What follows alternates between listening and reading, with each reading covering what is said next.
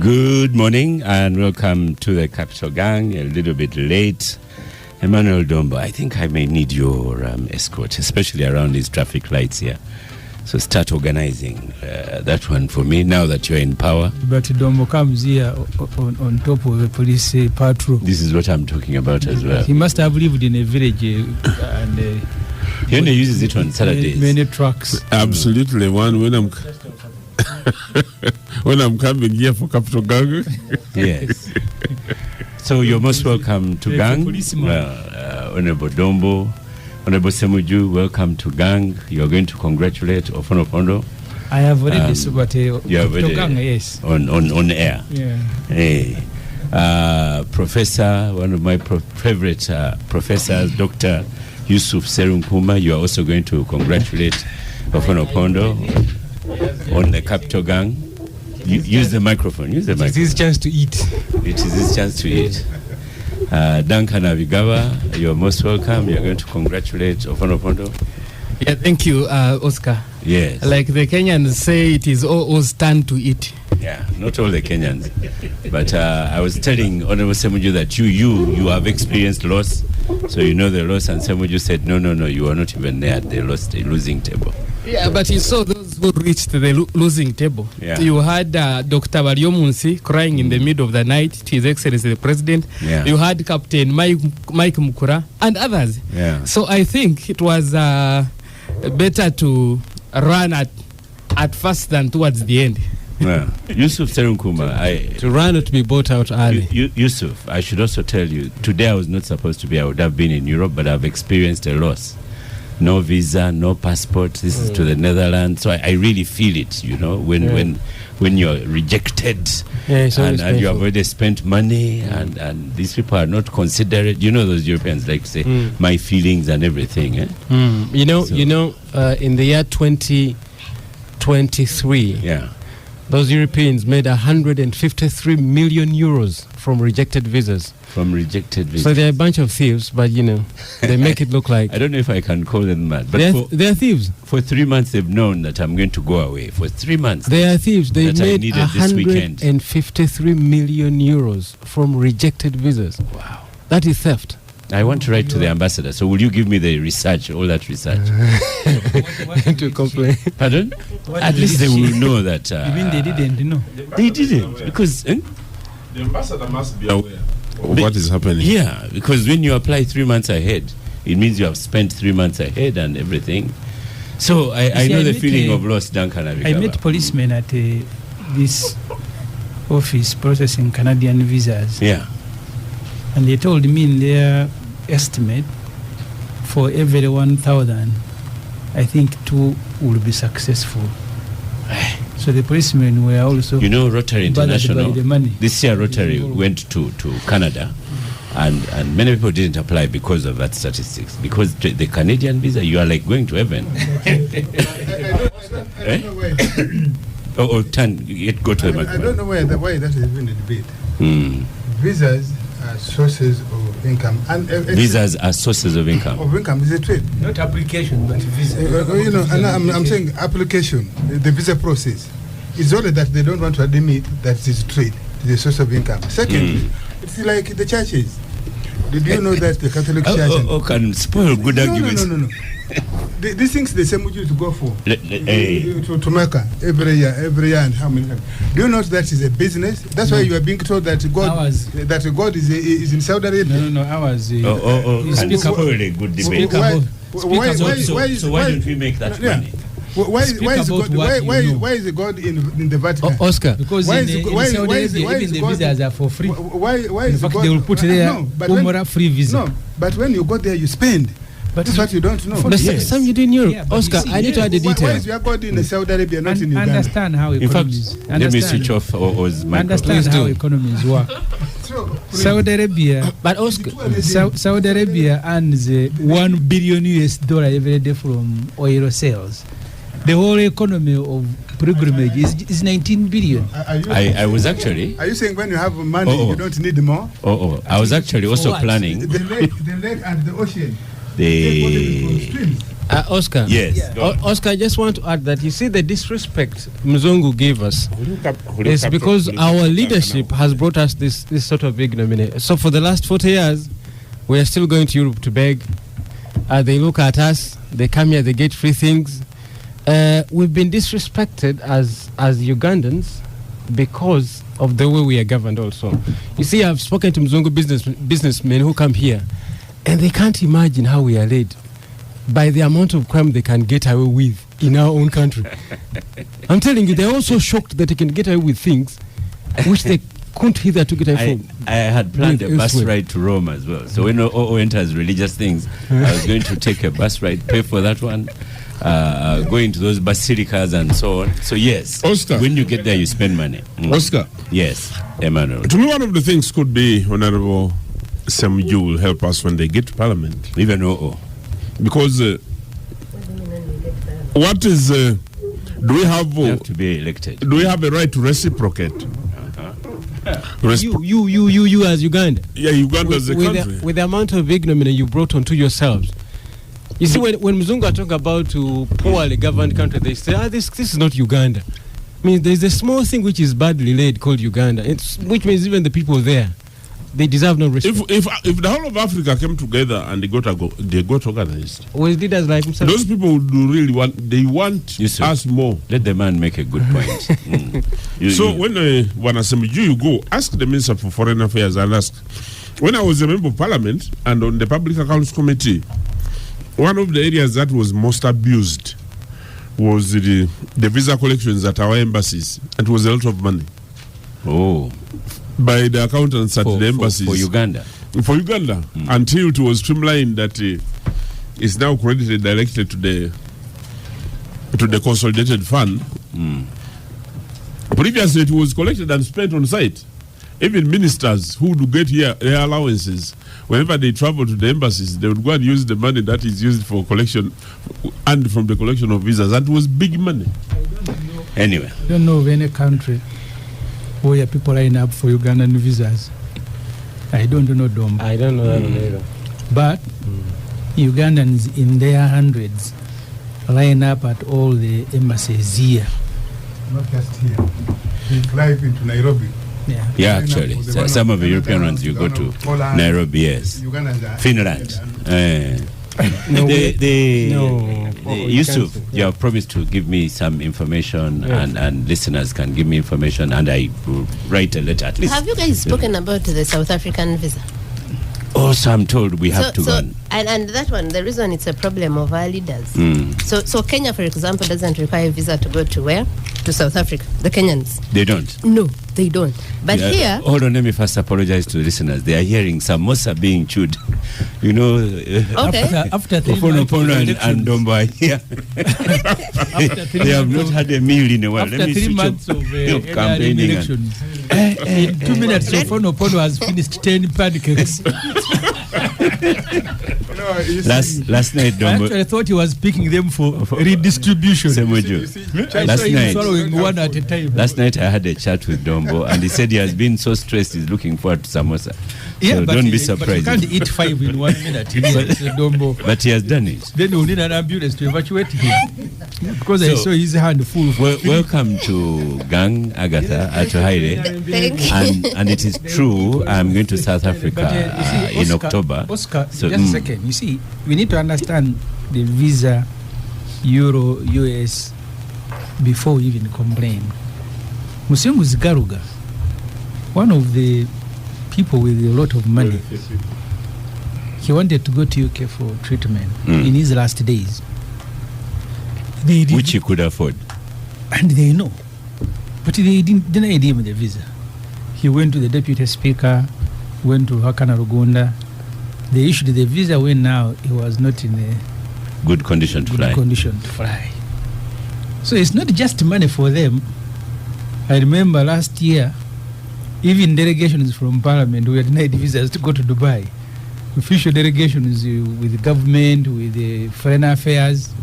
Dubai is difficult. Some of our teachers have not gotten their visa. But Honorable Ssemujju, maybe the Dutch people are annoyed with what you are saying about them, you and MK. The Dutch people. Maybe they are annoyed. But usually those ones are very strict. Because one time I went for a Commonwealth conference in Vienna, and they gave me a visa of 2 days. That was only time to arrive. Yes. Anyway. On arrival, I was supposed to stay in that country for 2 days. Oh, this is the time you were allowed to spend in This there. was Commonwealth.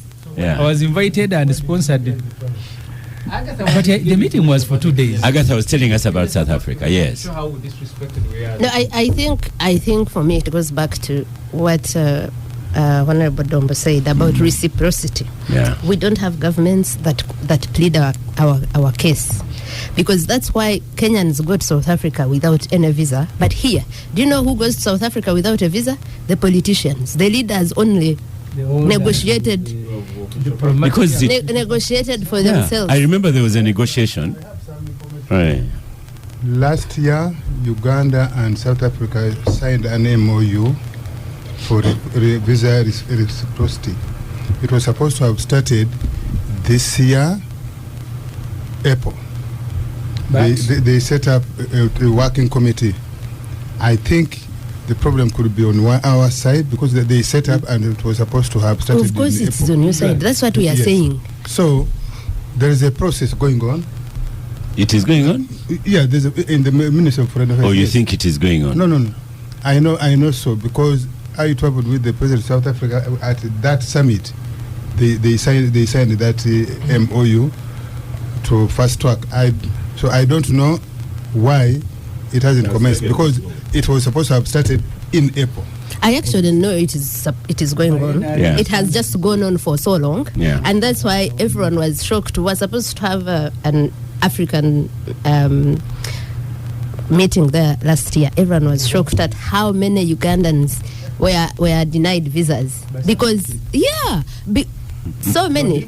In fact, that meeting was there was, I think, 2 Ugandans there, and these people were wondering. But for us, we just came. Everyone just goes to South Africa, because there had been those discussions with governments, but our government is not bothered.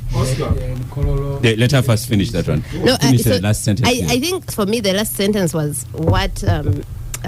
When you go now to the Europeans or the Americans, it's still the disrespect comes from how our governments really negotiate for us. I was at the VSF place here, which I think deals with the visas for the UK and whatever, and the Netherlands, and there was and Germany, and there was an old man in his late 60s also who wanted to go to the UK for the graduation of his daughter that he paid fees for. It wasn't that the daughter even got there on any scholarship.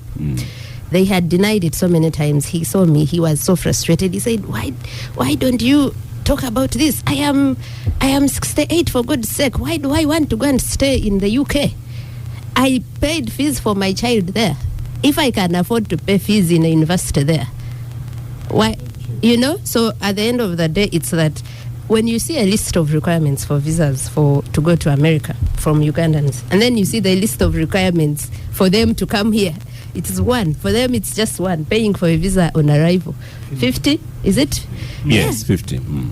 So for us, you need an employment contract, you need whatever, you need a land title, you need, oh my God. And it comes from a government that really, we have leaders that are so insecure, they don't think they are worthy of having these discussions, marital, exactly. And then, but also they don't care about us. That's where the South African problem comes that's from. That's a bigger statement. They're because not as I caring. told you, they knew for 3 months where I was going. Anyway. What Agatha is also not saying is that Agatha and group are also making a contribution towards some of these, the hostility. Because amongst the other things, with in their engagements with these foreign governments, especially European governments, is that they continue to press for sanctions, some of which include denial of visas against leaders and so forth, because of governance, because of rule of law, because of human rights, etc. Agatha will not admit this, but these conversations happen. So this guy wants me to admit to a ridiculous statement like that. And Yusuf spends quite a lot of time in Germany. So, but Oscar, are the leaders that we have supposedly asked to be sanctioned, are they the ones being denied visas? No. We are talking about Garuga Msinguzi. So who went and said Garuga Msinguzi should be denied a visa? That's ridiculous. I cannot even believe that. We are saying the sanctions that have happened have been economic sanctions on corrupt people, on whatever. There is nothing that has got to do with the visa of someone saying, I want to go and attend a graduation of a child I've sponsored in a university there. There's nothing it has to do with someone who is ill and can take care of themselves in a hospital. I agree with you fully, and I'll tell you when I apply for the South African visa, because I have a Africa Impact Forum at the beginning of October. Duncan Abigaba, OO is here. Dombo Lumala is here, so you can be Duncan Abigaba. Please. Last week people were going to murder you because he was the form of OO and the form of Dombo, and he couldn't fit. So having witnessed, I don't know if you went to Kola as well, Duncan? No, I did not, but I was closely following the proceedings. Yes. I was on the task force of one of the candidates, New Energy, which one? Mr. Calvin David Ochodu, who won with 99.5%. Do you remember when I asked him here, because he did not seem like he can throw a punch? Is that the guy who came here? He's the one. Yes. That's the one who went through. Yes, he defeated the Captain Michael Mukora, but no, so he couldn't say anything. He couldn't say much. He was gentle. But I was really worried about him. I was really worried about him because you remember I asked him. I said, "Are you going to? You're the party you are going for." No. Echodo represents what he has termed the new energy, similar to some of the ideas I had before about reforms, about revival, reshaping the NRM. His message resonated with what most of the delegates wanted to hear across the country. Hold on, let me stop you for new energy. He's not young. He's not young, but the ideas are fresh. Yes. Duncan. When he came here, he couldn't talk. Each question was saying yes or no.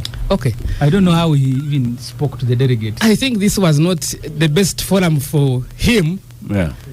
Yes, because probably is not a debater. He just couldn't communicate. Probably is not a debater, but he's a leader. Because he has made a contribution. Yeah, might know. He has made a lot of contribution in Teso, where he comes from. He runs a big organization there called Program Africa, that is in education and health and so forth. He's made a lot of contribution in Teso. This is what he rode on to win the seat. Okay, so let's look at the ones who lost and those that were surprised about losing. The one where you wished to stand against Dr. Barrio Musi, he didn't win anyway, and he had a long speech addressing the president about the money, the rigging, everything. We should congratulate my senior brother here, Dombo. First, on holding a very successful delegates conference. There was no an incident. So then two, we congratulate, of course, the NRM. They have elected a very new SEC, except number one, the party chairman and the first vice chairperson. The rest of the members are very new. We believe they are coming with the fresh ideas. They are coming with fresh ideas. Yes, to come to your issue now of those who lost and so forth, we agree that there were challenges. And I think this time round, the biggest challenge was money. A few days to the conference, Captain Mike Mukora held the press conference. He was decrying of money. You had the others, everybody was complaining about money.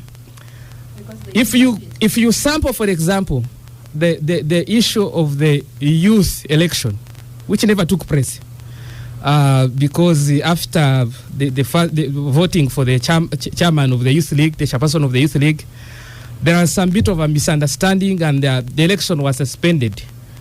I think they have to organize it as soon as possible, because they must have flag bearers for the youth MPs as per the National Electoral Commission calendar. Take an example of that youth election. I think for the first time, you had youth candidates who were able to give up to a magnitude of 500,000 shillings to every delegate. I don't think this is a sustainable venture for the NRM. Dombo and OO, we must internally really address the issue of money. And I think the issue of money for me, it comes from, yes, the president says NRM welcomes everybody, NRM is for all.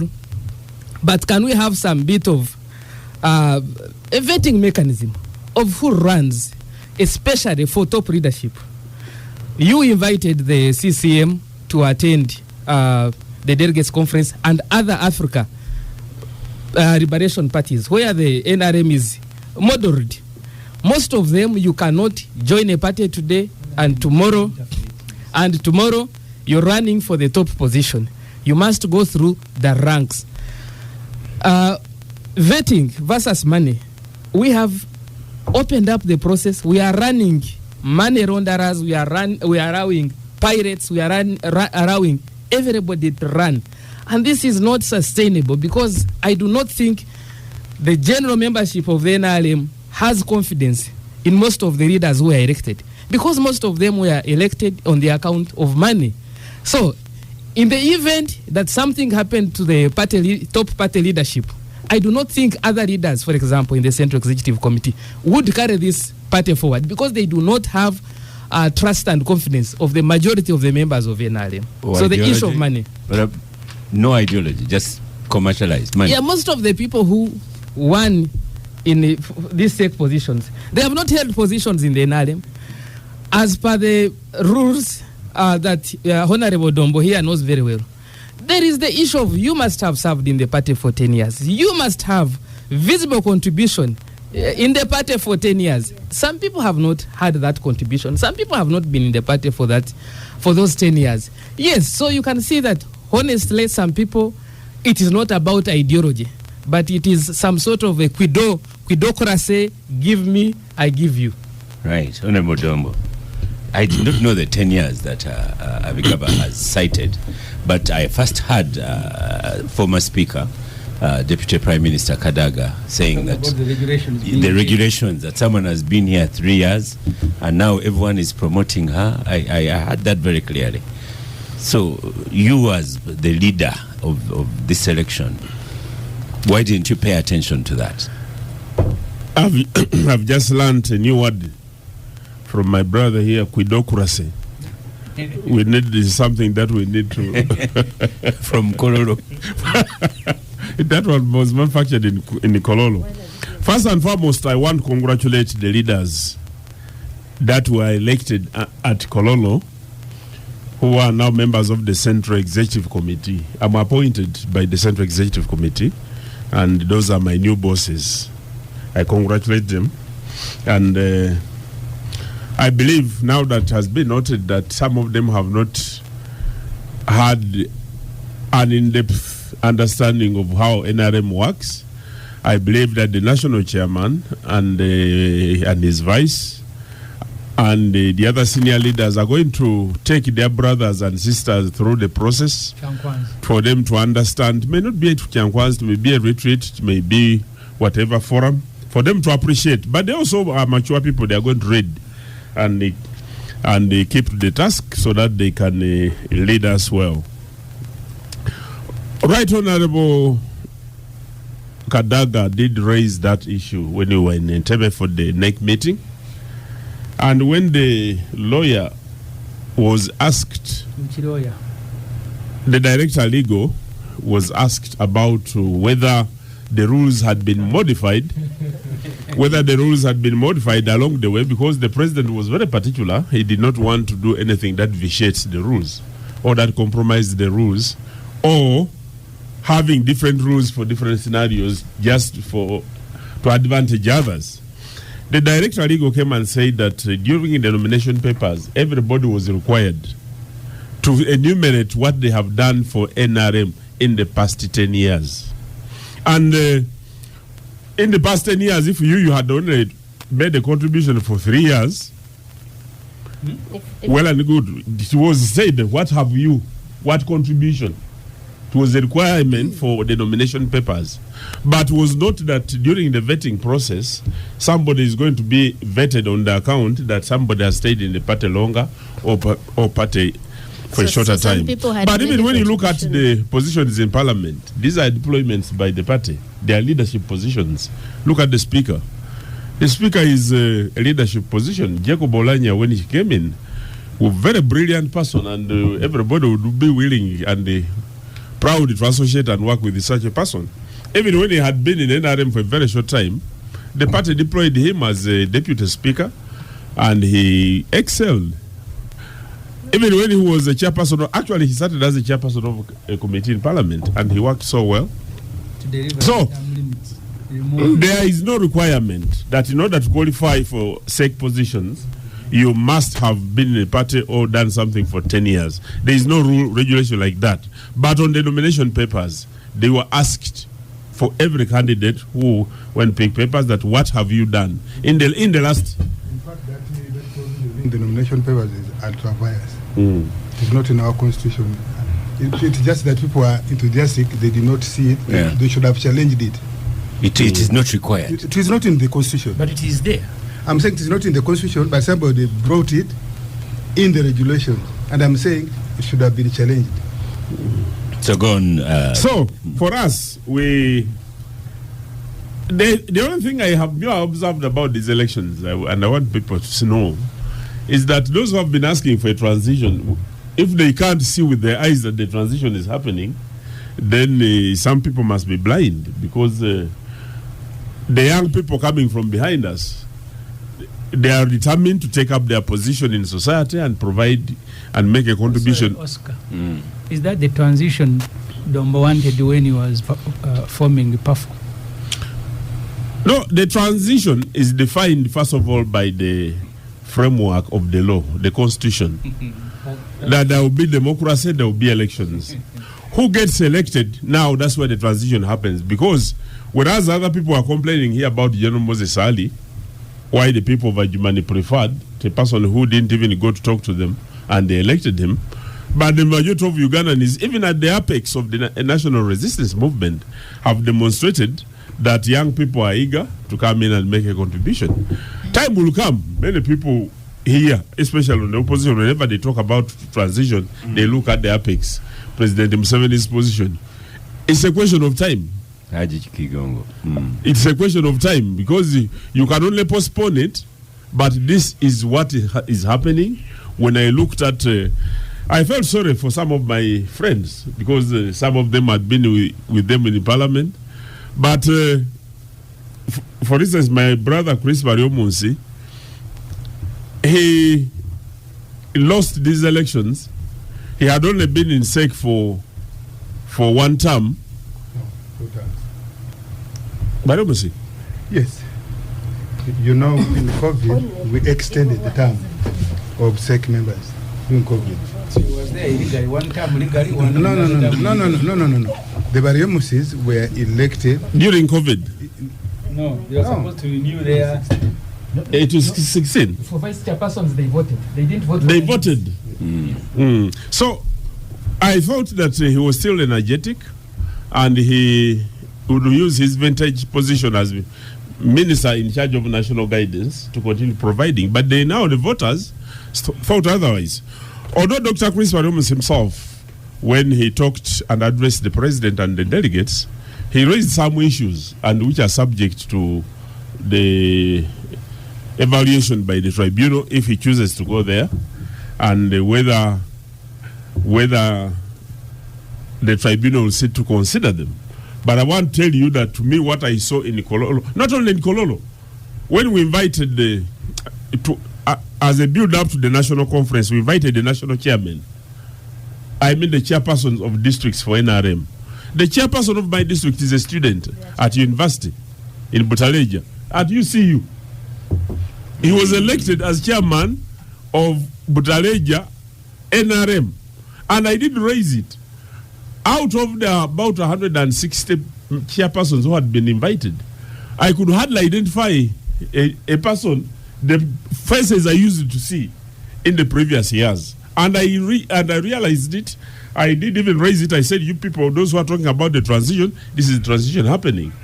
Now, the same thing has happened at the Central Executive Committee level. Whether we like it or we don't like it, the young people are taking their positions in society. To an old person. We wish them well. We go to an old person now, Fonokondo. Congratulations on winning the party vote. Is that congratulations sincere? Very much sincere. Very much. You know how I've supported you. You know how I've supported you. I know you support me. You gave me enough fuel. I hope in the next cycle you will double or triple. Now, you must now begin returning the fuel. My win, I must say. Oscar funded the election? No. He made a contribution. I made a verbal contribution. Yes. I supported him. No. You know, money is not allowed in elections. No. Please continue. I say my win was sensational, I should say. Yes. Yeah. And I want to agree with the Honorable Ssemujju. Parliament, sake, and I pity Abigaba. If you say maybe he's not a debater, so how is he going to articulate the issues in a sake of 32 people if he's not a debater?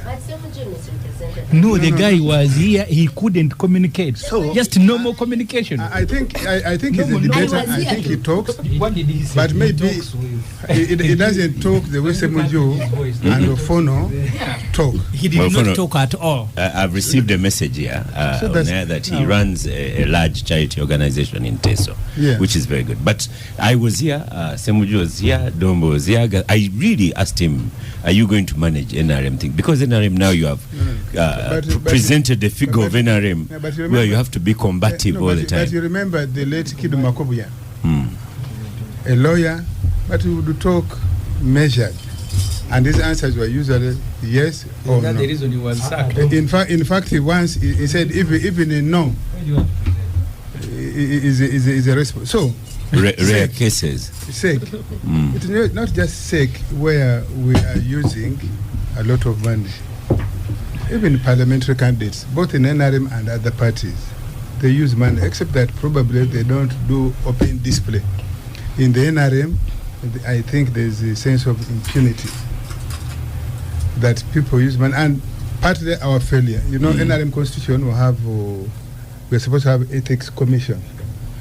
All the elections, just for a reminder, you remember 2 elections now, the president has said his campaign money was stolen. And he said he was going to institute an investigation. I have not seen the report of that investigation, if a committee was instituted, twice now, including 2016, when we were in Ngoma. Now, if people are given campaign money and they misuse it, they start building houses, including at night. People in the campaign task forces, they put flashlights, floodlights, and they do construction. I think we have let ourselves down. We have not punished those people.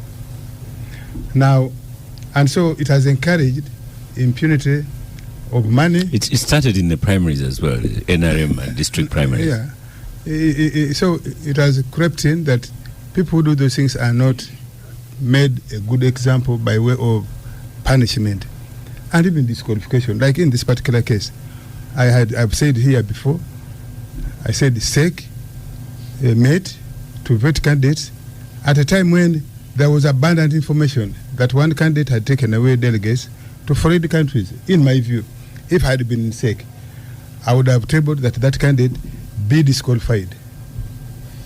But for some reason, SEC didn't. Now, and you can see the Entrepreneur League reached a stalemate. They couldn't vote. Yes. So, we should have done that to disqualify that candidate. He can go to court and challenge his disqualification. The process would have gone without him. But I think we would have sent a clear message. Now, the colleagues who have lost, yes, there are NRM processes are generally transparent. But in that transparency, you cannot avoid mischief. Mischief of violence, mischief of fraud, because you ask yourself, if it is, we have a register this electoral college, we have a register. How do non-delegates, how did they first of all access the place? I don't have the facts that Honorable Mukula and Baryomunsi have. But even they used the money. You remember, and my colleague, my senior colleague, Honorable Mukula, you remember he said he's going to switch on, and he tried using that yellow helicopter. I met Honorable Mukula in the frontline show of the previous Thursday, and I could see his distress. He was disappointed that all these things were happening, but he has been a member of SEC. How didn't they raise this in SEC? Probably they raised, and we are not privy to what they raised. Because I think if they had dealt with it, say, the SEC, the 3 SEC meetings in the run-up to the election, they could have forestalled some of the mischief. They didn't. Even at parliamentary level. Yes. You remember Honorable Baryomunsi, Kiwanda, and Nide Wanyoto, when they went to campaign in Bugembe, for them they had a joint campaign. They had joint campaign meetings. In my view, I think they did not see that the mistakes or weaknesses of one of them would pile on all of them. In that Bugembe stadium, they told them they don't want to listen to them. You have been SEC members for these years, you had never come back. So I think there's a sense in which NRM delegates saw that some of these people had overstayed their welcome. And so they sought to go for the fresh faces, whether they have experience in NRM in leadership or not. I also want to disabuse. There is no provision in the NRM constitution which says to access leadership, you should have served it for 10 years. Otherwise, when we wrote the NRM constitution in 2004, how many of those people had 10 years of contribution in NRM? So we couldn't have put that, and we agreed in that constitution that as long as somebody says I am NRM, you take them at face value. That's actually why we didn't. Somebody tried to bring at that time in the debate to make our constitution. People even brought the issue of vetting, and I remember it was the president who said the president and the late Sibambi. They said no. If you put vetting in African politics where there's mischief, just imagine if you put Ofono and Dombo to vet Ssemujju. If they know Ssemujju is stronger, they'll find a reason to knock him out. And we rejected that. I think this is coming up because people who have been there and have not done much to the voters, they have not done much to the NRM, they have not done much to the electorate, are using it because they see this pressure. How come they did not raise it against Olanya? How come they haven't raised it against Right Honorable Tayebwa? As everybody knows, Tayebwa was the chairman of the FDC Youth League. Even the speaker herself, the first time round when she was why are they raising it now when Anita is already a speaker? A speaker is far above a member of SEC. Why are they raising it now when she is challenging them? And when they see that she has a realistic possibility of knocking them out. If she had been a laggard, somebody who they don't expect to win, I don't think they would have raised that. No. I don't think they would have raised that. Okay, thank you. So NRM, let's we have cross let over down ourselves, and we must retrace our journey to get back. It is not just money. I think teaching and imbibing an ideology of NRM of clean leadership collapsed long ago. And that's why you can see in our competition, people don't ask these people who are running around for NRM members of parliament. Ask them if they have read the manifesto of NRM of 2021, so that they should now be talking to the delegates about NRM, what NRM has done and what it hasn't done and why. So they think that the shortcut, I urge Ssemujju by spending more money. Yeah. Just, I'm going to add you an extra minute because of that, what you've raised. The level of litter, the people who wish to fight straight away to solve issues, those are some of the things that keep coming up. There are things that need to be addressed. Yes, we need to address, but you cannot address in that huge crowd. That number is close to 30,000 people. Kololo. 30,000 people. You cannot address it in the neck of NRM. Neck of NRM is close to 1,000. Yes. 1,000 people. What can you discuss with 1,000 people in a day's meeting? Yeah. And therefore, NRM needs to break maybe into committees. You can even see Parliament. Even with the committees of Parliament now, we have like 50 people, 40. And then you see, the debate in the committee is not deep. How can it be deep in NRM neck? Yeah. Which has 1,000 people. Okay. And you come at 10, you leave at 4. So that neck, in my view, need to be broken into subcommittees. Probably you give them subject matters so And that then they discuss in detail, Okay. make recommendations, which Thank you. in 3 years we can begin to make reforms of the party. Seriously, NRM must downsize its structure. Thank you. To be Honorable Ssemujju, what do you take from the delegates conference, NRM delegates conference? And I know as a sitting MP, I know you'll keep away from Kadaga AAA.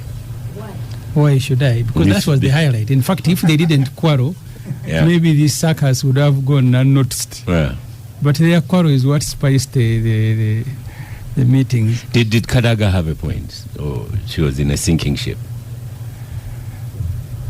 Kadaga had a point, but I don't think she was addressing Museveni. I think she was addressing the public. That's why even after Kololo, she went to host another meeting in her area and continued to addressing the public. Unfortunately for her, people who have disagreed with Museveni, many of them have been courageous. They have disagreed and left. But for her, she wants to disagree and stay. So she looks a circus herself. I mean, you can't criticize these things and then you want to be part of them.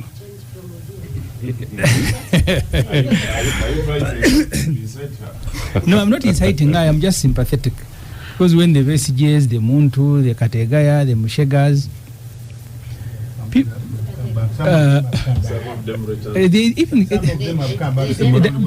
that doesn't make them right, because the issues they raised are still standing, and I only sympathize with them. But for me, Oscar, the issue of the money in NRM, let me deal with the issue of the money, is not a new thing.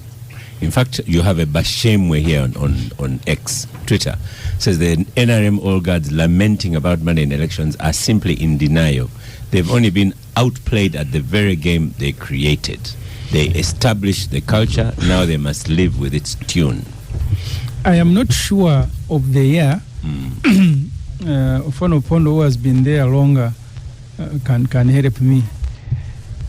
The meeting of the NRM conference, when Ndaula Kawes was the Treasurer General, he had to be rescued by the military police. He went to the hotel where the NRM Youth League meeting on Entebbe Road was taking place, and the younger people told him either money or no meeting. In fact, he was held hostage for hours until they sent the military police to rescue him.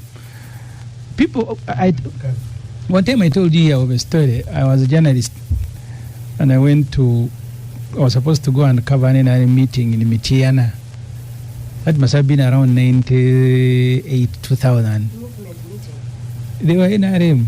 That's why they have a historical members reach.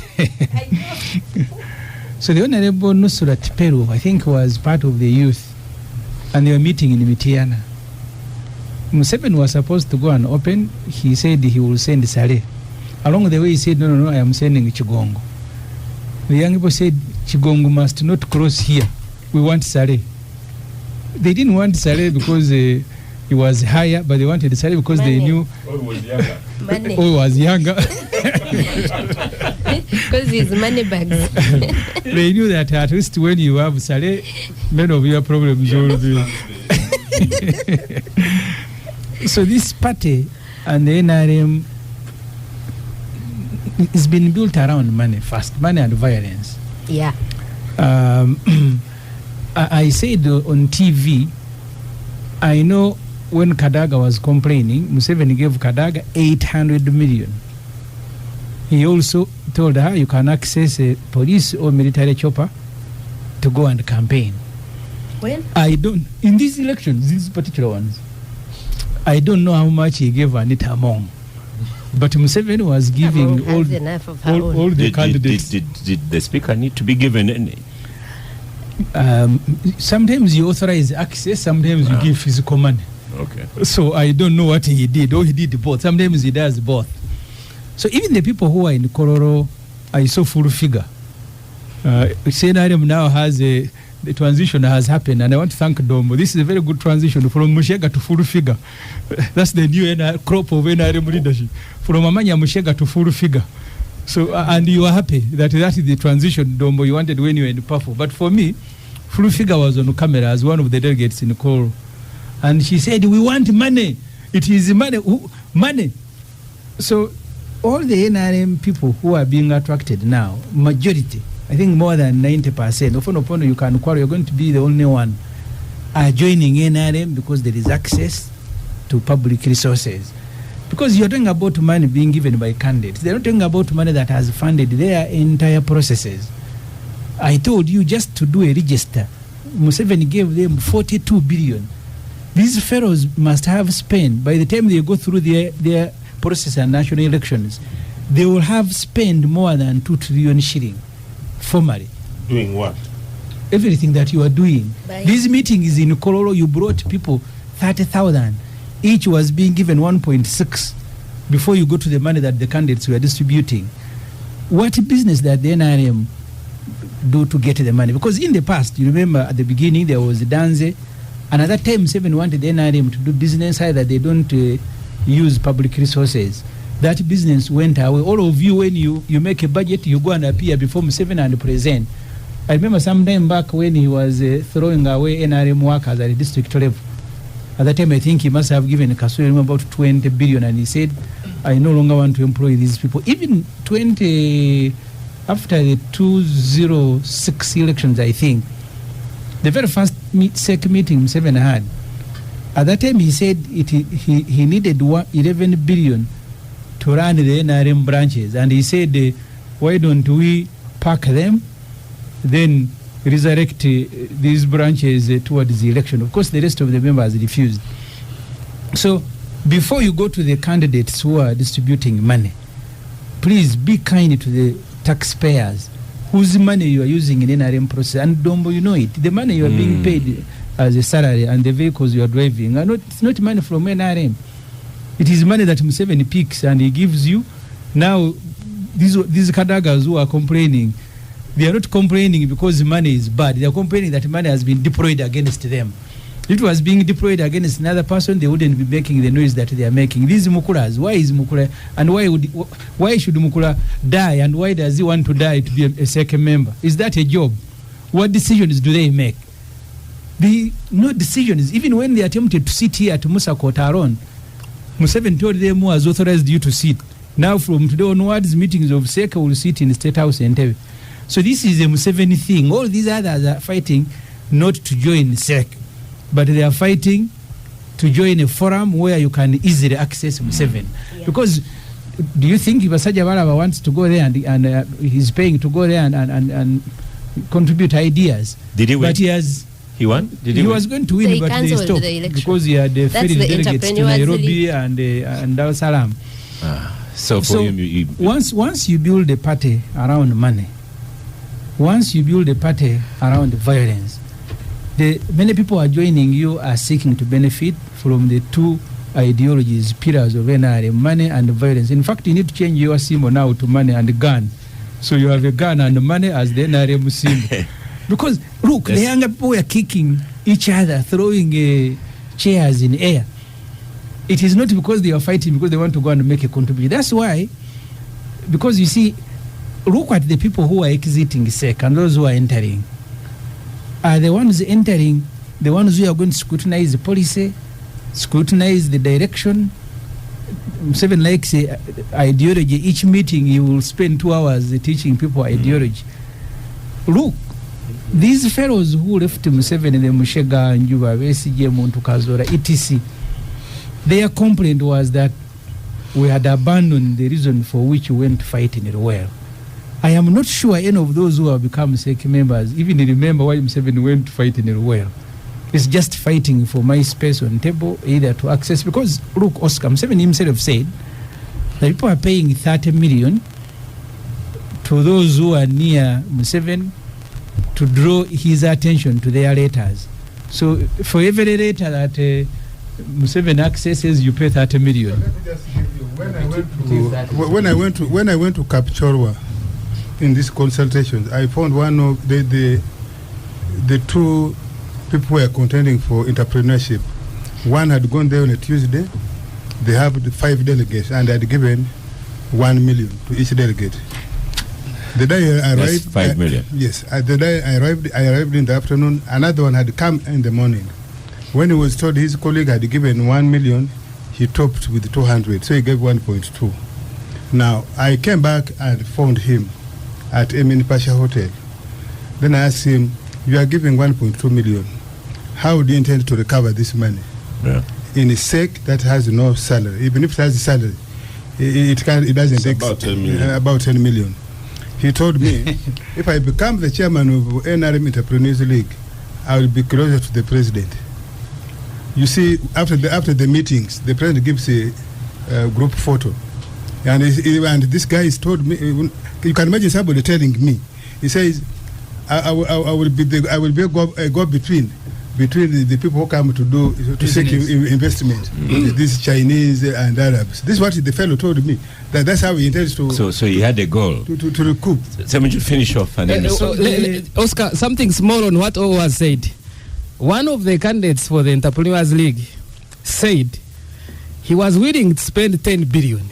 You know, remember we are just 780 delegates. He was willing to spend 10 billion on 780 delegates because government owes him, I think, around 400 billion. And he has failed to get that money. So he thinks going to SEC is going to give him access to the president so he can be able to demand for his money. Inside information. Final sentence on Ssemujju. So you see Yeah. Go on. Because Museveni has turned the State House into a deal-making center, something he accused the winners of. All the dealers want to be part of this business. Yeah. So because we're look, going to stop for a break. Even when he's bribing, but remember when he was giving MPs 200 million for removal of age limit, SEC members complained that they also do work. At that time, he gave each 100 million and a new brand vehicle. Those who didn't have jobs, he had to fix them. So people know, and they are not stupid, that when you go to NEC, you can get some. You've got to make no contribution. You're only giving a company to Museveni and then presenting personal problems. Okay. Welcome back from the break. This is the Capital Gang. Focus is on recently concluded NRM Delegates Conference. Agatha, what do you take from it? So first of all, the NRM elections have always been like that. Hold on, Magezi Sally Magezi, did you all miss Tanga or Doi's counting? I missed it. Oh, you didn't see it? No. 110. No. Tango Doi, for example, he said they counted for his son. And yet for that his son was standing? Yeah. He's the one that ran for the youth elections. For his son, they said. And yet for his son, it was Kinobe who was the returning officer who counted. Go to the one of Mbabazi, which was... That one is the AI generator, I can tell you. So cameras here, you can't be... No. So first of all, Oscar, these people should first allow me also speak. So I didn't want to involve myself in the NRM elections, especially like SEC. Who cares? Why should we care as Ugandans that whether OO is a member of SEC or Dombo or Abigaba? You're saying it's their internal matters. Yeah, but then the Kadaga and Among tiff happened, and I was thinking about many things about Kadaga. So Kadaga has always been like that. She will never accept to lose. And previously, she was very strong. I think she failed to realize that she no longer has that strength, both physically, politically, and financially. In 2011, there's no time when Museveni has ever chosen Kadaga, because he does that. You know, he always has a favorite in the race. The first. Now let me even talk about. But financially, where has it gone? She's earning 2 pensions, salary of prime minister. No, but when you come from controlling a 600 billion budget, yeah. Now I'm saying 600 when she was there. You cannot be comfortable with the pension. It can't be the same, because Kadaga knows the game of patronage like her boss, Museveni. The reason she's always threatening about Busoga is because she knows half of Busoga owes her something. Half of the people there, she has taken people to school, she has given them jobs, she has all the and this is from 89 when she came into. So, for example, the rest of 2011 speakership, they wanted Sekande to come back. He came back, they were seated there, but Kadaga had mobilized very well. Busoga, women, opposition, and then they saw they cannot do anything against her. And Sekande didn't want to be humiliated. In 2016, it was not on the mic. Sekande not to be humiliated or blackmailed. in 2016, yeah, because she actually does that. There's no card Kadaga will not play. She will play the Eastern card, she will play the women card. Now, this time, those 2 cards were not available to her in SEC. She was against a fellow from Eastern Uganda. I've seen her play them on the speakership race. 2016, they want to bring Olanya, because Kadaga had given President Museveni a hard time in the 9th Parliament, where Domba was a commissioner, and Domba and Kadaga are very close. I know that. So, sorry. So now, of course, when money goes, you are not going to have any friends anymore. In politics, it's always. Do you know that right now is very close to Anita Among? I want you to check before. Because of the money. Yeah, exactly. So it's a money thing. Now, but to be fair, now he defends her. Was never. I asked him. He was never friendly with Kadaga. Also with Among. In fact, let me finish. Go on. But now they are close friends. Ofono Pond. I don't like Parliament. I don't like what the people there. I'm going to finish my story. So now defends Among. You say anything about Among right now and see. But let me go back to the let me go back to the point I was making. So 2016 they want to bring Olanya because Museveni is really tired of the back and forth with Kadaga. Now Kadaga plays the cards. Why can't they let me finish my 2 terms like second? Is it because I am a woman? Is it because she has already mobilized everyone, the women to look at it as the women thing, the Basoga to look at it as they are alienating Basoga. So, so now, even them, Museveni thinks her, I'm not going to handle this one, allows her. What was shocking is that in 2021, she wants to come back. Now I don't know which argument, because in 2016 it was that, let me finish my 2 terms like my predecessor did. And they tell her, you did 2 terms. There's a meeting in State House of SEC, and she comes out and says, I am still going to run. She runs, she's defeated. Because this time... This time she had just presided over the removal of age limit. She thought she's done something for you, then you also in fact, exactly. In fact, she says that openly somewhere. So she goes, she's defeated. First of all, she has this she can't accept defeat. When she's defeated, she storms out of Kololo before it ends, runs away. Now Museveni has a problem with thinking this woman might die, it will be on my hands, or she might go and mobilize Busoga against me. That fear was there. I'm sure now it is not there because he thinks the woman is out and, So she runs away. Museveni looks for Kadaga. Calls, Kadaga refuses to pick. But Museveni is worried. I need to bring this person in. That time, Kadaga's closest friend was the late Cecily Ogwa. They asked Cecily Ogwa to bring her. And this is how they bring her as Deputy Prime Minister. And so I was giving you this history about Kadaga, that it has always been like that. So when it comes, hold on just 1 minute. You're a lawyer, so it is not Rugambo. We are assuming that you know what you're I am a talking about. journalist also, you know. So now, What are you afraid of? what are you afraid of?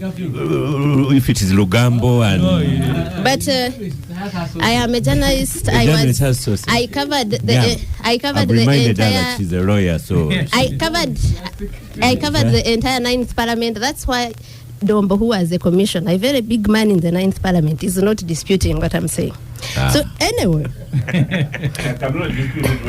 My time is so you want to say you are not close to Kadaga. So anyway, when I saw her this time, I was shocked and thinking, when do these people ever think that now I am no longer that powerful, that person? You physically people are. So I am thinking about it and yeah, it just brought back what I have followed all this while. But going back to the generally, not now Kadaga or her nemesis, the NRM elections have always been like that. Violence, vote rigging. The people that are complaining about money, I heard someone say everyone was decrying money. It was Abigaba here. Is because other people had more money than them. Now you have a monk who controls a 1 trillion budget, controls it to the extent that the budget lines, committees don't have money. They haven't had money because she's taken it into elections. And even that, I want anyone to take me to court over that. You saw Senyon saying, we wrote about the budget of the leader of opposition at Agora, and saying it is just on paper. I never see it. So this is someone you're dealing with. Now the others will cry foul because they can't afford that money. In 2010 elections, the primaries, especially the most interesting ones, were between Amama and Otafire. They were running with people running away with ballot boxes and whatever, and Amama was the Secretary General. Actually, after that, they removed voting for Secretary General. You had people like Mushemeza was the EC chair of the NRM then. You had people being like him and someone else who was a commissioner in Kampala called Israel something, being locked away, they are captured. 2015, after Tango Doi had come, it was the same. Now for Tango Doi, it became worse than Mushemeza's time. So these are issues that we decry as Ugandans in general elections. People like the NRM people that are crying now have never seen that as a problem. Voter bribery, it's a crime in our electoral laws. People have proposed amendments to the law and said, why should we disqualify someone? I mean, annul an election, let's say Dombo against Yusuf, and it is found out that Dombo is you can use Kawempe North is guilty of voter bribery. Why should Dombo be allowed to participate in a re-election? Because they are not deterrent enough.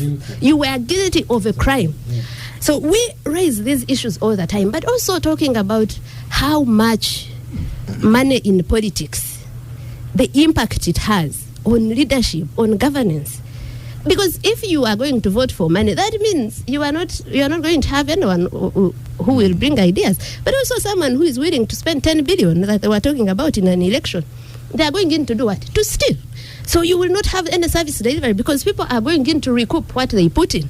We have raised these issues. There was a constitutional amendment bill, I think twice. First in after the Citizens Compact. 2016, 15. Exactly. Then you had a bill that was being brought by Wilfred Nwagaba, a private member's bill, that was saying let's resolve these issues: electoral malpractice, election violence. Now, when it happens to them, for me, I'm happy. Even if they kill each other, for me, I am happy. If they don't, they are seeing that money has edged people out because. Ofono Pondo said it and said using money to edge out someone. I thought you guys are okay with that. Like it's, all is fair in love and war. Yes. I thought you were okay with it. Thank you, Agatha. Yeah. I should tell you I don't know if it was last week, Fonopondo was here, agitated and restless, and Ssemujju was saying, yes, now you know the feeling. He was staring lost in the face. He abandoned the show.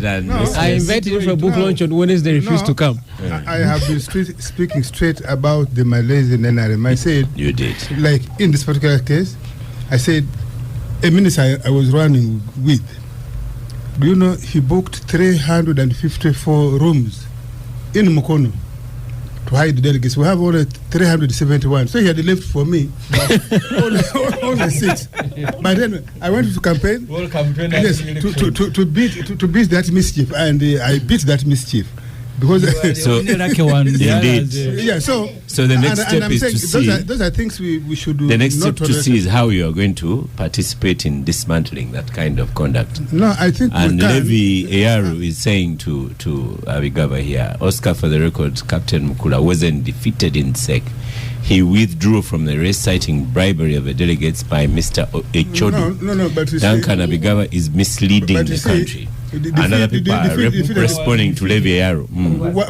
Why all these people who withdrew, why were they withdrawing a minute when they have called the lining up? Yeah. All of them withdrew when the names, the vote had been called, lining up behind. Not a week before. Not a week before. Because they didn't want to. Oscar. Yes. Oscar, I mean, listening to the convention at this table. Yes, I was also going to tell Agatha, is an elite who said, Enid says, I heard from certain sources that we don't have a visa-free entry with SA South Africa because we are required to commit to pay the return of deportees. And that's what we've not committed. If it's true, you could verify. Oscar, one of the things that strikes me powerfully is how we have, as a country, agreed to a fakery. Like we have agreed to a circus performance to the disadvantage of the country. We pretend that we live under democracy.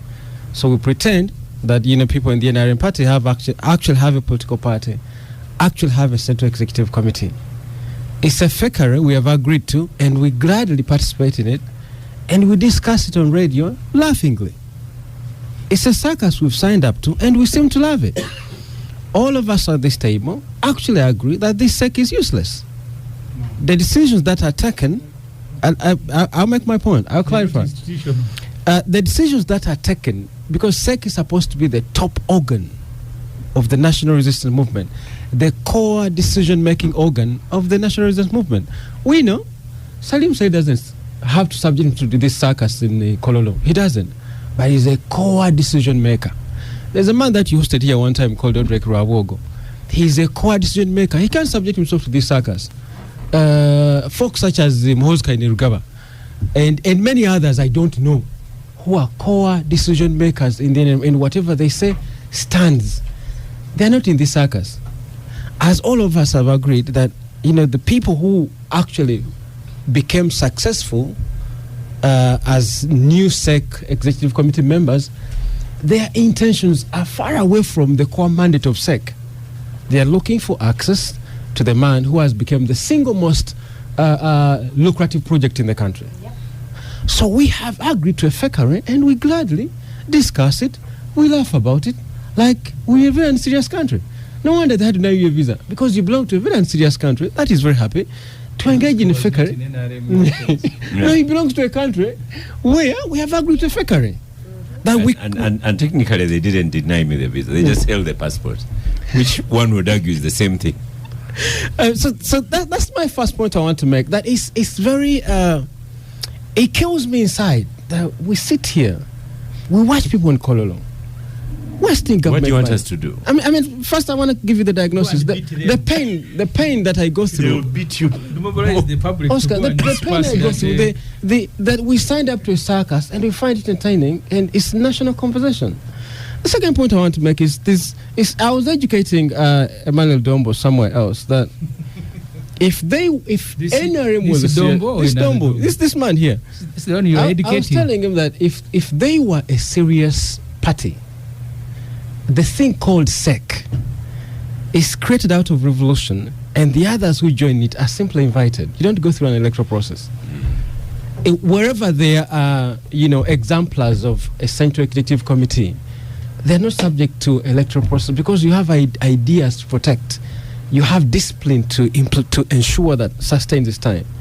You don't go through a thing called a democratic election, right? And the other thing I was trying to save this professional from is to be confident that you don't have to appear democratic all the time. Because to ensure discipline in your institution, there are things that you can't subject to a vote, such as the way you protect Tom Butime, Haji Moses Chigongo, the way you protect Museveni's position. Be happy with that and have the entirety of SEC, if they are serious people, not voted. In fact, the best example are the names that I mentioned, the Salehs, the Arawogos.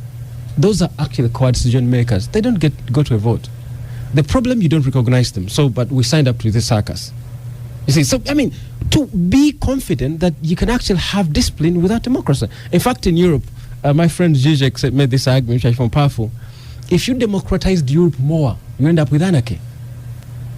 And things have to be closed at some degree. You go to this Chama cha Mapinduzi here, the core of NEC, they're not elected. They are selected. They are vetted. When you go to the Communist Party in China, their core is not elected. When you go to Iran, the Khamenei, there's no electoral process. So if you were serious, you have to take pride in closing some of the units of the movement. These are not subject to electoral processes. You see an old man here with an ideology. You make. First, the reason there was an opening was to throw out the contemporaries who have gezi.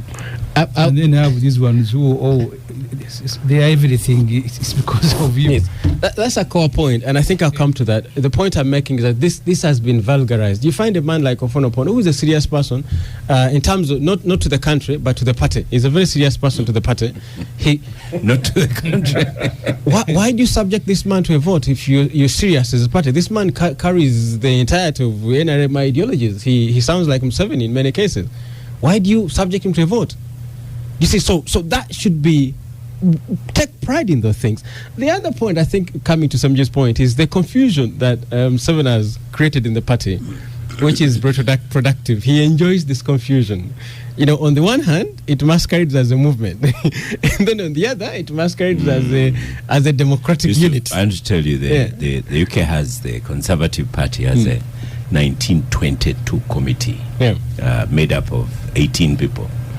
But for them, they also are elected at the start of a parliamentary session, and they elect their chairman as well. And that's the powerful party. I don't know if the Conservative Party is a serious party. That should, you leave that to the Britons. But I was talking about the confusion that Museveni enjoys. On the one hand, it's a movement. So Chigongo, himself, Tom Butime, there is no vote.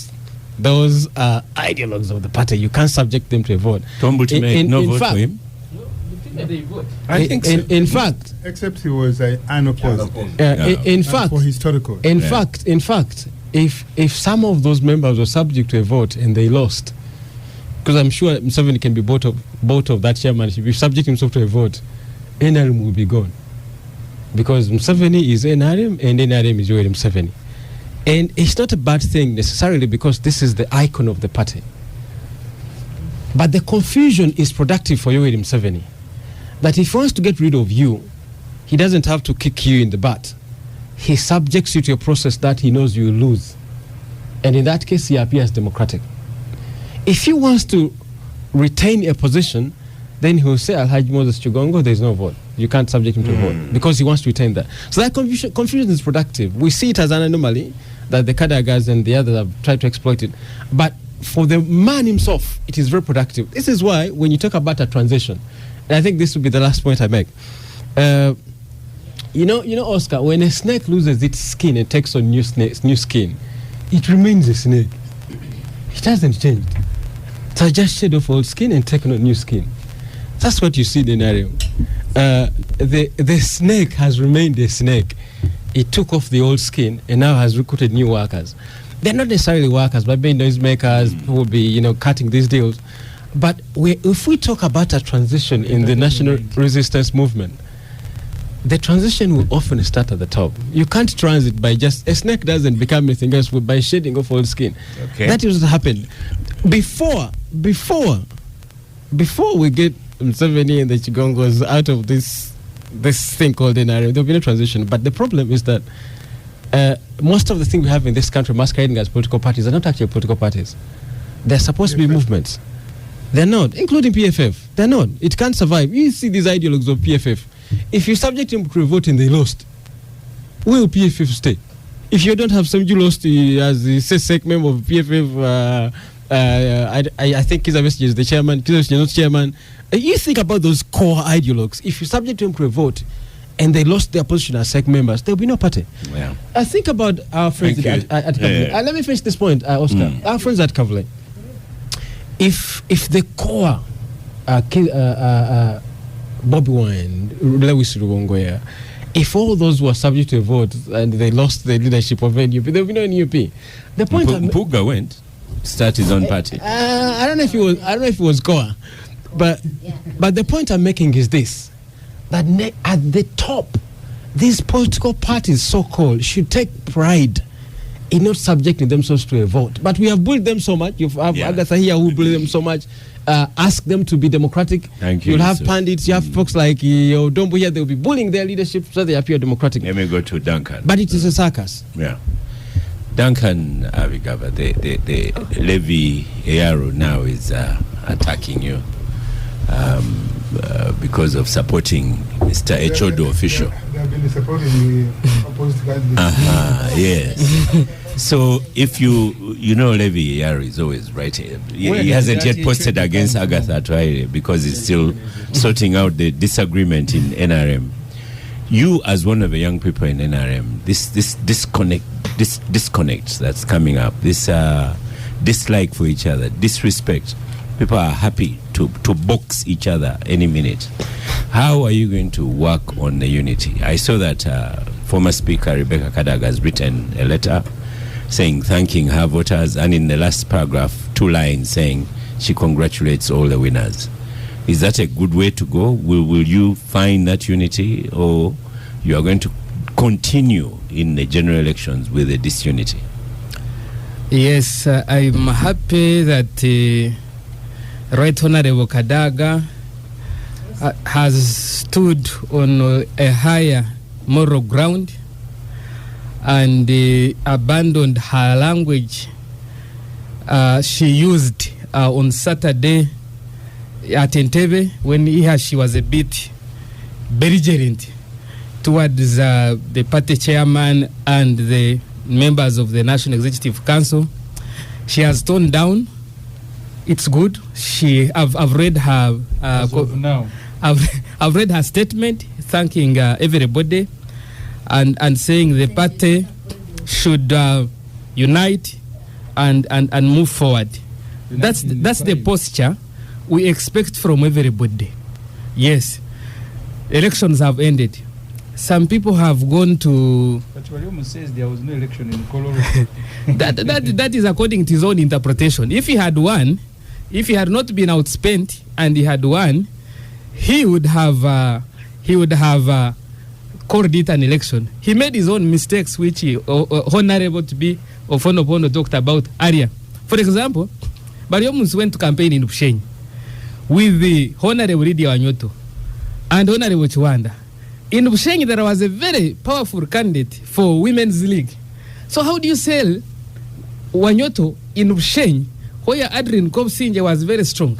Those are some of the mistakes that cost him that seat. So he needs to really sit this one out. So some members have appealed to have filed their complaints to the tribunal that handled the party primaries complaints and has done a very good job. Most of the people, after receiving the results, the rulings of the tribunal, have decided to fold and return back into the NRM. We've not heard about so many people declaring to run as independents, except Honorable Sechkubo. So the tribunal has, and Honorable Tinka Simire. So the tribunal has done a very good job. It has been impartial, I think. So some of the SEC members have, of course, filed There are petitions there. I know Honorable, Moses Kalangwa, who was running for Central Region, Vice Chairman. I know the lady who was running for the chairperson of the NRM Youth League, Brenda Chichoncho. She has also filed a petition there. When is Museveni filing a petition? He has no complaint. So we shall let the tribunal do its work. But I think Honorable Dombo also talk about this. The chairman is going to constitute a reconciliation committee led by eminent leaders of the party. I think people like Honorable Rugunda and others. No, Kadaga was an actor in the election, so she should be among those who are going to be consulted on how to calm down and move forward. So General Moezi, these are the eminent leaders. No, I don't know, but I don't think the reconciliatory committee is going to have even when they have lost election, like they climbed down, Honorable Kadaga has done. She can mediate. Has she? She can mediate and reconcile people in other parts of the country, and that's usually what happens. Yes. One sentence. We go for a break. Yeah, one sentence is what we expect is a fairness in the tribunal, fairness during the work of the reconciliation committee, and fairness in the remaining elections, particularly the election of the youth, where the flares are very, very high. The youth executive committee and youth members of parliament. We stop for a break. Welcome back from the break. I think at some point we may invite South Africa here, because people are, even Crispy Kaheru still going on about South Africa. Last December, I had a taste of a bureaucratic cocktail. At some point I was half convinced they wanted me to deposit a bank guarantee, sign over my ancestral land title, and so much more. So, Emmanuel Dombo, listening around the table, what must you improve in elections? And the point OO puts to you and all others, there's been a higher level of impunity in the NRM elections, and that's what Agada says, they are always like that. But now you're going to a general election. Kawempe North tells you the one who won it, what happened? He went to a mosque and, and there are allegations that his opponents did the same, but it will be different because the scrutiny will be greater. Oscar, first of all about South Africa, when I was in Parliament, we traveled to look at the private farms running prisons, and we visited a number of prisons in South Africa. But one of the things that was very shocking are the number of Ugandans who are detained in South Africa. And I was so surprised that I even got a village event. And the biggest accusation is that most of them go there to do quack. No. They behave like the quack doctors. Is this Sangoma? And one of the things that they sell most is herbs for erectile dysfunction. This is something that was so strange. And if this issue is coming up in the negotiations as guaranteeing that they must deport the Ugandans, I think we must also talk to the Ugandans themselves when should that visa agreement be signed, so that they know that once they have freedom to enter, they also have freedom to come back. Let them visit and come back if they can afford to do it. But since that will be a debate for another day, we shall discuss it. Oscar, I intend to go there, so if you send me, if you have a need, I will bring for you. I've listened to my brothers here talk. One of the things we must agree, once we choose democracy or resemblance of democracy as a method of work, we cannot run away from the consequences of democracy. Because in democracy, once people compete, there is going to be a winner and there is going to be a loser. Unfortunately, I've seen many Ugandans in their competition, they only prepare for winning. And this becomes a life and death. In the United States, I went to observe some of the elections. The candidates are even forced to draft 2 speeches. presidential elections, I think President Trump the other time declined, but you are required even to ring the person who has won you to concede defeat.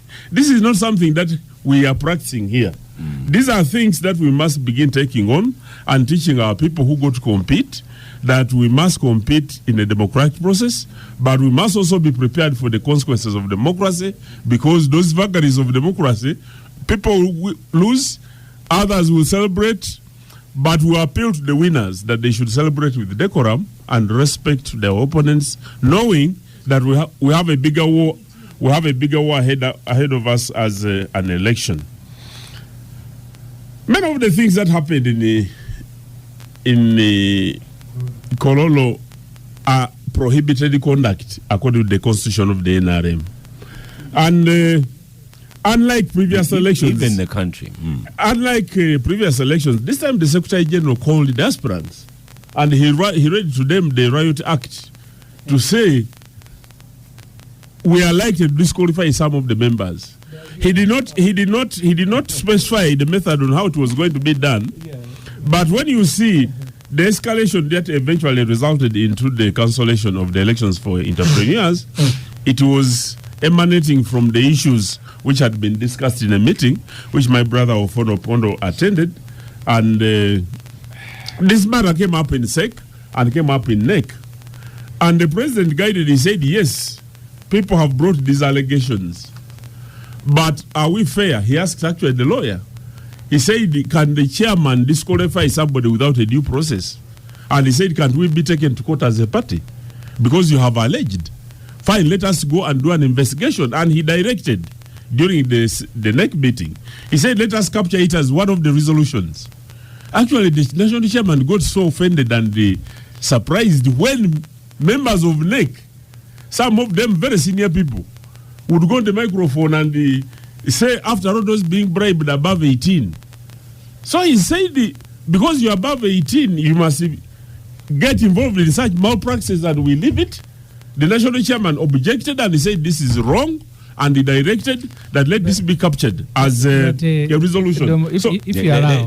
No, let him finish it. Just make if you listen to the resolutions that came from the National Executive Council to the Delegates Conference, that was one of the issues, to condemn corruption, but also to institute an investigation about what has happened with the allegations, especially those that had been made formal through writing and complaint. Okay. The other issue which came up, finally, the other issue which came up, which is very interesting,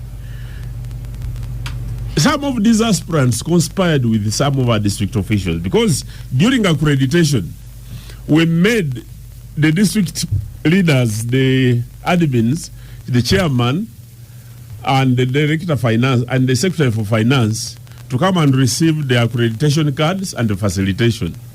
1.6. But we got so surprised that in many districts, these accreditation cards, instead of being given to the delegates, they were given to the aspirants. They were given to the aspirants. And the aspirants were giving them out. And the aspirants were calling that if you want to pick especially for entrepreneurs, if you want to pick this, come to the such and such. One of the hotels was in Entebbe. And people came to complain to the Secretary General.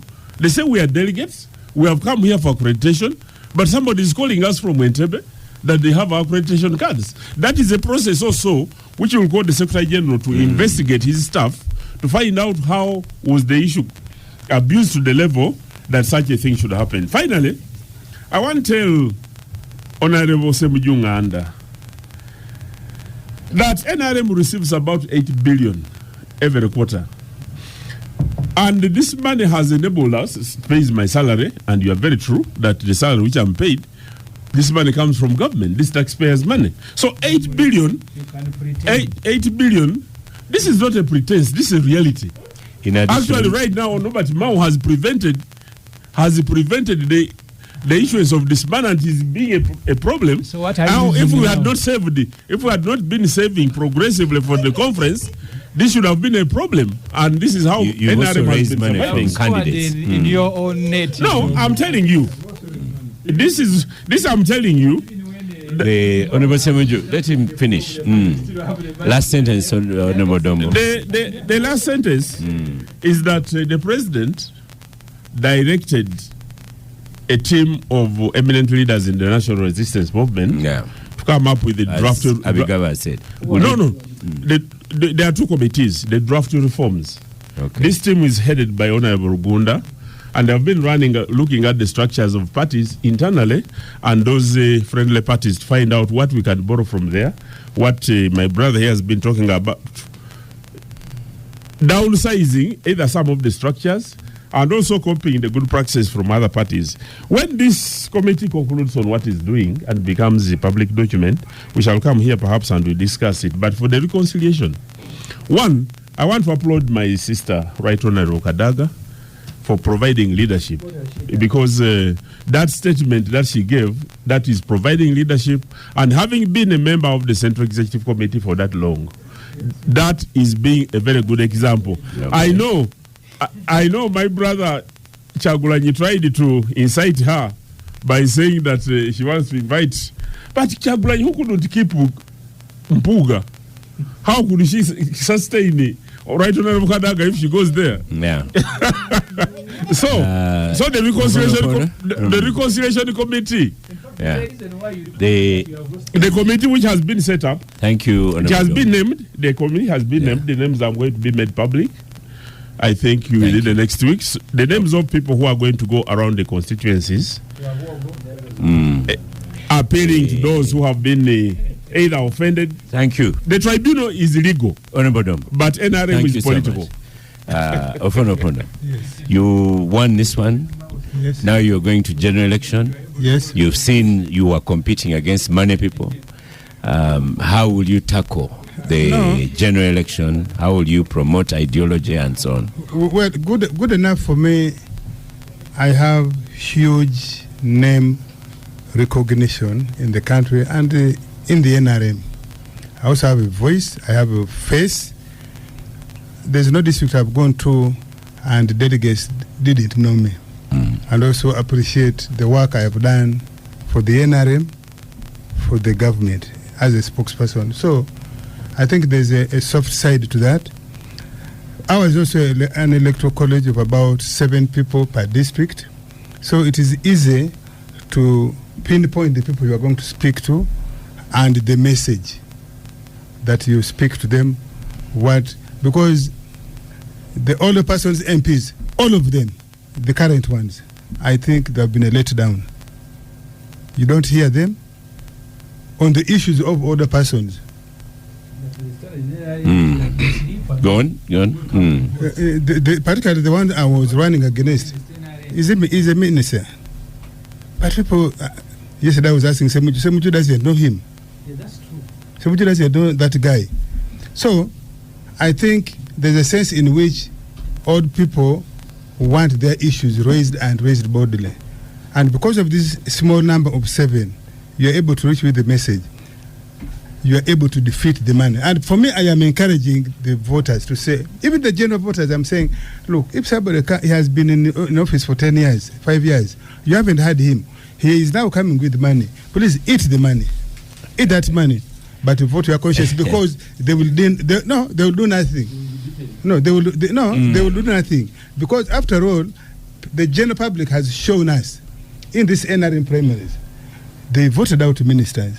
They drank their porridge, they ate their meat and the pilau, but they voted otherwise. And those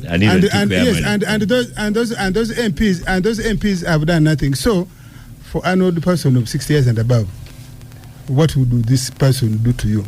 Yeah. So we can, and I'm encouraging Ugandans, we can defeat obscene money. We can defeat obscene money. We should encourage. If we go through 3 cycles, where the so-called rich people, the Karwangwas, I don't know what, they bring money and they lose. I think in the next cycle, people will not put that kind of money. Agatha, there's a message here on X, Twitter, formerly Twitter. Greens Kansime, I was among the delegates at both NEC and delegates conference, but the money and tribe were the major dominants that influenced the outcome, which must be condemned in the strongest terms possible. Because they are primitive and backward, and he's already sent you congratulations and commiserations for Lydia. So, what about now in the general elections? What? But I want to ask you. I see people like Duncan here and all of them that disagree with what happened, the money, but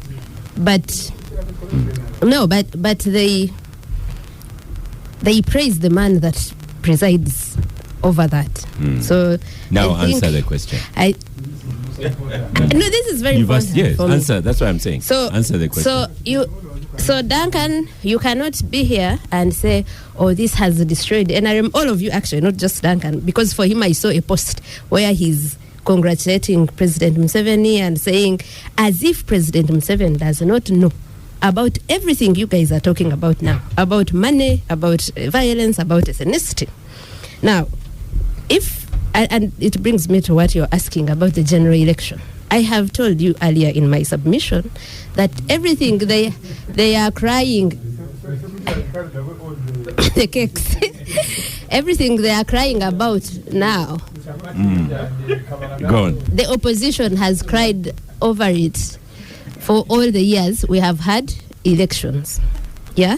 So I think since the 1995 Constitution, we have had 6 elections, right? 5 have been challenged in court. And they are always over voter bribery. Presidential elections, I'm talking about presidential elections. You are using the incumbency to spread money around. That's when Museveni will remember to go for PDM, where he's spending, I had 1 billion, that one I just had, I've never verified the figure. 1 billion at every 1 million project he's going to. You might be underestimating it. Yeah, yes. So these have been issues here in general elections before, because the very people that are using money and violence and whatever are the ones that are organizing general elections. And that's why I am asking if you have never seen it as a problem, because for them it has always been all is fair in love and war. The end justifies the means. I've heard them say, do not expect President Museveni to hand you over, to hand over the seat to you or the leadership. But yet now, we have people like Dombo talking about those are the consequences of democracy. But we also have laws. We have laws that stipulate what should be done. We have the Constitution, we have the Electoral Commission Act, we have the Parliamentary Elections Act, and all these laws, like I was saying earlier, provide the rules. We have had the Supreme Court sit and make recommendations, very thorough recommendations. Can we have fair media coverage for all candidates? Can we remove the army? Can we remove the army from the elections? But you know what? The other day, the army was in Parliament asking for money for elections. Like, what role does a national army? But I'm telling you that exactly. I'm telling you that we have the highest. Agatha, only your microphone. We have the highest court of the land saying the army should not be in elections, and this is coming out of the laws we have. So if you guys do not want those laws to apply in a general election, or these rules or these practices, why are you now quarreling that they have failed to apply in your own election? So what happened the other day in Kololo, which is what happened in their primaries? The NRM parliamentary primaries had how many petitions? 380? 400. Something. Exactly. So, you know. Okay. That's what we are saying. That it's a replica. It's what happens in the general election always. And I have counted that for me, ever since I started paying attention to the politics of this country as a journalist, from 2010, there was an election that was sham, that had violence, that had money, that had people being surrounded to be lynched, up to now. Yusuf Serunku. There's something I normally talk about. I wrote about it about 3 years ago, maybe just more. Just lift your microphone a little bit. Maybe more. I mean, I'm going to carry on with the fakery we've agreed to, but I want to talk about the modern autocrat, the autocrat of our time. The autocrat of our time does the same things as Idi Amin, as Bokassa, as the Mobutu Seko, but the autocrat of our time organizes elections. He took lessons from the men who came before them and realized that you don't have to say govern through without a constitution. You can amend it. It's a piece of paper. You can amend it. You don't have to say you govern through decree. You need to have a parliament. So you have an oversized and noisy parliament, but which is useless. Where actually people in the opposition also debate. And started a debate. My friend Hon Ssemujju is one of the best debaters we've had in this country. And he has done a wonderful job. But he's talking to deaf people, because the decisions are not decided in parliament. So the modern autocrat has a seemingly vibrant media, but it can't do much. If needs be, they will be beaten, bones will be broken, and skulls will be broken, as they have always done. So what happened in Kololo is one of the ways through which a modern autocrat reproduces himself. He organizes meaningless, noisy, expensive things such as fake elections. And we go through this thing. He actually organizes national elections, noisy, expensive, violent, but they're meaningless. Because the victory is not about the people who go to... The victory is decided by the one who counts, not the one who vote. This is why Museveni, with his life, protects the position of chairman of the Electoral Commission. It has to be him to put that person in power. So that's the nature of the modern autocrat. So what you did, Honorable Dombo, in SEC, actually is democratic. That's what democracy should be. Dirty, messy, financially, extortionist. But that's the nature of a modern autocrat. Okay. That's how Museveni... The one point I want to make, Oscar, because, it seems to me that I'm the only nationalist around this table. It seems to me I'm the only one who's not buying into the circus. Because I need to stress a point, Oscar. Because, you see, we laugh about these people buying positions to access Yoweri Museveni. But the economic cost of this circus to the Wananchi is that the country is on sale. The election. The country is on sale. Because you see, the Chinese, the Indians, who want these SEC agents to take them to Yoweri Museveni, are buying the country. They are negotiating Lake Victoria. They're negotiating deals in coffee. They're negotiating deals in our oil. They're negotiating deals in our natural reserves. The country is on sale. So when you see these dealers, so the dealers are negotiating their acts so that they can say, you Indian, me I have the EU of the president. What did you want? You want a piece of Lake Victoria? Me, I will take it to the man. I'm a member of SEC. So the financial cost, I need like a full day. So for us in education, we should sponsor for because we're laughing about the things. Because Oscar. There's no problem. Without Oscar, I need to finish this point. Let him finish because we are out of time. Oscar, the country is on sale and we are laughing about because these men, these dealers. We are not laughing, Yusuf. We are doing what we can. And you yourself, you've done what you can. It pains me so much. Sarcastic books because that's the tool you have. Honorable Ssemujju, he has written. By the way, the best way to reach a public is producing pamphlets. Books for university academics. If you want to reach a public, you produce a pamphlet. So please don't denigrate pamphlets. They're the best access to the public. Honorable Ssemujju, by the way, Moses Pierhanga informed you that even Saudi Arabia gets money. So he was supporting 12 billion annually from pilgrim spending on accommodation, transportation and all. And you replied that Africans have lost 70 million. It's 19 billion. Not even 12. Yeah, but it stays there for you. They don't need it. So general election is coming up. From what you've seen, I've not seen any criminal charges brought against NRM in the primaries. Those who are misbehaved. The ones who switched results are in the courts. The ones who did what? Who switched results? Who gave fraudulent entries for results? Okay, and the ones who brutalized other people, are they in court as well? I think so. I don't have the data, but at least I know. The one who killed the people in December is still there. The ones who fraud. You see, Oscar, for me, the part the way I agree with Yusuf is that the conversation, we've lost the national conversation. We're now discussing parties and interests. This Emmanuel Dombo, when he formed the PAFO, which he headed, many of them did not leave NRM, but they thought they needed, as Ugandans, to facilitate free and fair processes. And they strongly argued for those processes, argued against the removal and changing of the constitution to benefit individuals. Today now, Dombo is running from one station to another, one TV after another, to rationalize the very things he said were wrong. And I was covering him as a journalist. And I have said this many times, he was one of the best MPs, even when he was a commissioner.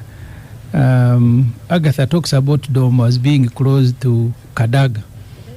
Their leadership in parliament was a very strong leadership. And that's why Baryomus ended up in prison. I don't know where Dombo was hiding. It was in Taraja. And yesterday I met the person who arrested me.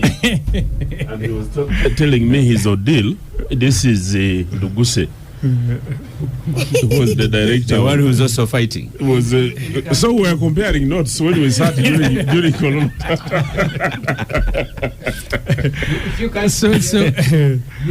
But how did he get there? He didn't win. No, he did not win. No, he didn't win. But so he being roughed up like a he told me was he elected? He has all the forensics. I was trying to dissuade him because he was talking that he wanted to run as an independent. But it's our responsibility as party officials to talk to those, if we can dissuade them, to go ahead and do that. So the point I wanted to but make was interesting. Yeah. We have all of 4 minutes If left. NRM has no appetite to deliver to its own members free and fair elections, you will be stupid to demand that they deliver the same to the rest of the country. Because when the last time I had a conversation with Ofono on another platform, I was saying this is our constitution. Why would you have elections of lining up? I don't think if these ballots, if you printed them from NASA, they would cost you more than 10 million. We did. But there is something that Museveni wants. You see, Museveni likes chaos. One time I have told you I had a teacher who was responsible for sports in my primary school. So he got to slash the playground and he says, since all of you are sweating, you have slashed, you all go and play. So he throws the ball for everybody to train. So the whole school is training. 500 with one ball. After 1 hour, he says, we'll go back. He's in training, finished. So Museveni is chaotic. I think he was enjoying. That's why he first shielded himself. Yeah. He will shield the Chigongo. And then he said, the rest of you can go and play with one ball. Because the standards that you have set as a ruling party, it will be very difficult for you to blame the Electoral Commission of Justice Byabakama of delivering fake elections when yours, I don't know. After Dombo's secretariat. Yeah, so Dombo has told you here. Let me allow Abigaba 1 minute. Delegates, we are picking the future of NRM. We are picking tags from Chiriandombo. Duncan Abigaba, the future of NRM. What do you recommend? The future before I go into thanking Star Cafe and all. The future of NRM. I'm glad the OO has joined me in the fight for reforms. Ssemujju says it's doomed. He's now supporting downsizing. For example, we think the leadership of the party, 25,000 people that must take decisions while choosing leadership, it's not sustainable and effective. CCP in China leading 1.5 billion people is just 3,000 members. Number two, can we have a more rigorous vetting process so that people who come out of that are really people of integrity with trust and confidence of the membership, like the CCM. You see, Chadema in Tanzania sets qualifications. For you to be a president, you must be of this academic qualification, you must have served the party, you must not be involved in this. So they set qualification, not vetting. Thank you, gangsters of the day. Thank you, Fono Pondo, and congratulations to you. Yes, thank you, Emmanuel Dombo. I will not disappoint you. Yeah, I will not allow you to disappoint. Told you to that. Thank you, Duncan Abigaba. Thank you, Agatha Joaire. Thank you, Yusuf Serunkuma. Thank you, Honorable Ssemujju, Star Cafe, for powering the gang. I had a chat with Dombo here about the samosas. His performance has been superb. I am Oscar Nsemujju, and I shall see you next week.